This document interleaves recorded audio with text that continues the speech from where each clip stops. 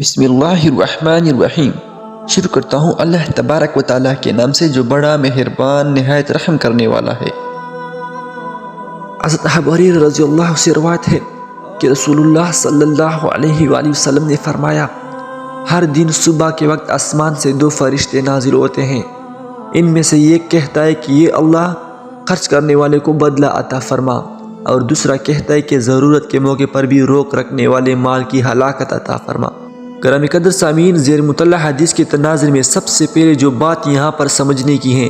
وہ یہ ہے کہ اللہ جل شانہ کی قائم کردہ نظام کائنات میں ہزاروں نہیں لاکھوں ایسے واقعات ہوں گے جو انسان کی آنکھ اس کے حوث کی دستر سے باہر ہوں گے۔ ہماری آگاہی صرف ہمارے محدود علم اور محدود تجربہ تک ہی ہوتی ہے۔ مشاہدہ کی دنیا میں جو کچھ ہو رہا ہے، سائنس اسے معلوم کرنے کی کوشش میں مصروف ہے، نئی معلومات ہم تک پہنچا رہی ہے اور ہم سائنسدانوں کے کہنے کی وجہ سے انہیں ماننے پر مجبور ہے۔ انکار کرنے کی کوئی وجہ نہیں۔ بینہ اسی طرح روحانی یا باطنی نظام میں بھی بہت کچھ وقوع پذیر ہو رہا ہے جہاں عام انسان کی آنکھ کی رسائی ممکن نہیں۔ انبیاء علیہ السلام اس نظام کی باریکیوں سے خوب واقف رکھتے ہیں اور ان کی طاقتور صلاحیتیں ان کا ادراک کر لیتی ہیں،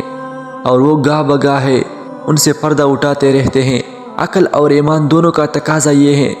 کہ جو کچھ انبیاء علیہ السلام کی زبانیں ہمیں معلوم ہے ہم اس کے سامنے سر تسلیم خم کر دے کہ یہاں بھی انکار کی کوئی وجہ نہیں کہ ان کا فرمایا ہوا سچ کے سوا کچھ نہیں ہوتا۔ اس حدیث میں امام انبیاء علیہ السلام نے ایک دن کے اندر ہونے والے غیبی واقعات میں صرف ایک واقعہ فضیل فرمایا کہ ہر دن کے صبح کے وقت دو فرشتے آسمان سے اترتے ہیں اور دو باتیں کہتے ہیں، یا یوں کہے کہ وہ دو دعائیں کرتے ہیں۔ ایک فرشتہ کہتا ہے کہ یہ اللہ، جو شخص تیرے حکم کے مطابق اپنے مال کو خرچ کر رہا ہے تو اسے اس کا بدلہ عطا فرما، جبکہ دوسرا فرشتہ کہتا ہے کہ یہ اللہ، جو شخص ضرورت کے موقع پر بھی مال خرچ کرنے سے گریز کرتا ہے اور بخل سے کام لے رہا ہے تو اس کے مال کو تلف کر دے۔ حدیث شریف کے الفاظ سے یہ معلوم ہوتا ہے کہ ان دونوں فرشتوں کی دن صرف یہی ڈیوٹی ہے جسے وہ پوری پابندی سے ادا کرتے ہیں، اور سمجھ میں آتا ہے کہ اعلانات کا یہ سلسلہ اسی طرح قیامت تک جاری رہے گا۔ اس واقعہ کو نہ ماننے یا اس سے انکار کی کوئی معقول وجہ ہمارے پاس نہیں، کیونکہ یہ بات مسلم ہے کہ ہمارے انکار کی بنیاد پر اس کائنات کے نظام میں نہ تو کوئی تبدیلی واقع ہو سکتی ہے اور نہ ہی یہ اعلانات بند ہو سکتے ہیں۔ ان آواز کا سننا اگر ہمارے مفاد میں ہوتا یا ہم ان کے سننے کی استطاعت رکھتے تو اللہ تعالیٰ ضرور ہمیں سنا دیتا۔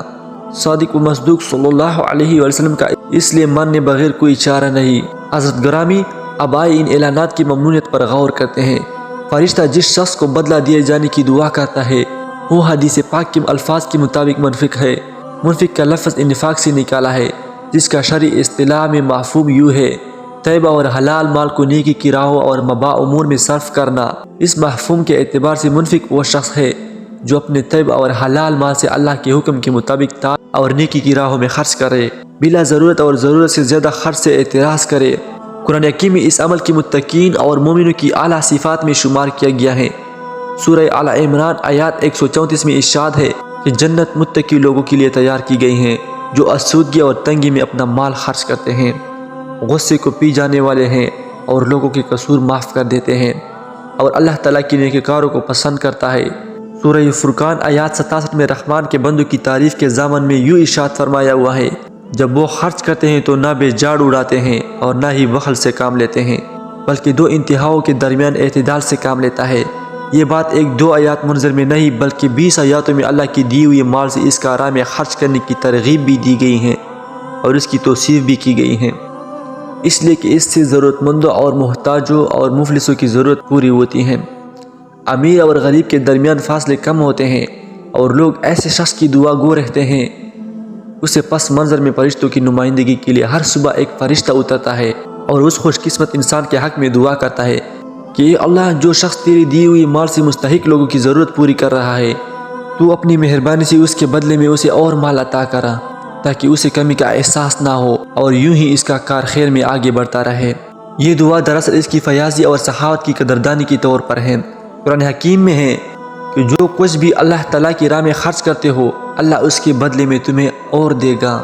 اس کے برعکس جو شخص اللہ کی دی ہوئی مال کو روک کر بیٹھا گیا ہے اور اس کا دل نہیں چاہتا کہ وہ اشد ضرورت کے وقت اپنی مخفل تجوری کو کھول کر ضرورت مندوں کا حق ادا کرے بلکہ اسے سینت سینت کر رکھا چلایا جا رہا ہے اور اپنے تیے سمجھ کر بیٹا ہے یہ مال یوں ہی سدا رہے گا، کبھی زوال پذیر نہ ہوگا، وہ بلا اس دعا کا کسی طرح مستحق قرار پا سکتا ہے۔ اس لیے رسول اللہ صلی اللہ علیہ وسلم نے فرمایا کہ ایک دوسرا فرشتہ اس کے لیے بد دعا کرتا ہے کہ یہ اللہ جو شخص اس قدر خود غرض بن کر رہ گیا ہے کہ اپنے مال کو ہوا تک نہیں لگانے دیتا، اس کے لیے بھی تو اس کا مال کو بے مصروف کر دے۔ یہ بد دعا بھی ہے اور تنبیہ بھی۔ اس بد دعا کی وجہ سے اس کے مال میں بے برکتی آتی ہے، نتیجہ یہ نکلتا ہے اس کا مال مباح امور میں خرچ ہونے کی بجائے فضول اور بے مصرف کاموں میں اڑنے لگتا ہے۔ اگر ہم گرد و پیش میں نظر ڈالیں تو فرشتوں کی دعا اور بد دعا دونوں کے اثر کھلی آنکھوں سے دیکھ سکیں گے۔ اس حدیث پاک میں ایک بہت بڑی حقیقت سے پردہ اٹھایا گیا ہے۔ مبارکباد مستحق ہیں وہ لوگ جو اپنے ہر دن کا آغاز فرشتے کی دعا کے تحت کرتا ہے،